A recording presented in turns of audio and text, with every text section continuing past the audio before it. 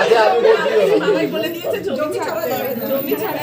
দোকান থেকে কেউ জমি ছাড়েনি, ও বলছে জমি ছাড়েনি।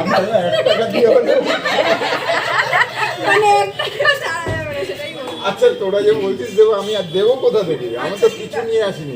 তারিখ রাতে আমি শ্বশুরবাড়িতে ঢোকার পর এই যে আমার সব ননদেরা আরও আদার্স যারা ছিল সবাই মিলে শুরু করেছে তাদের বার্গেনিং। আমাদের বাড়িটা তোমরা দেখেছো তো, এখানে যারা বোন আছে তারা তো তাদের চাহিদাটা চাইবেই, আর এইখানে তারপরে চলছিল এই সমস্ত কিছু। প্রচণ্ড খুনসুটি আর আনন্দের মধ্যে কেটেছিল এই শুরুর মুহূর্তগুলো। তারপরে হলো প্রচুর প্রমিস আর অনেক বিষয়।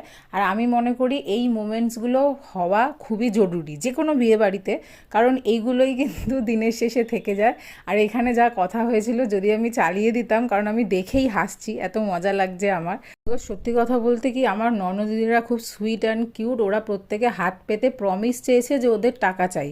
আমার দিদি বোনেরা হলে কোনো দিনও এত ভালোভাবে প্রমিস চাইতো না। সত্যি কথা বলছি, সারা রাত হয়তো গেটের সামনে বসে থাকতো।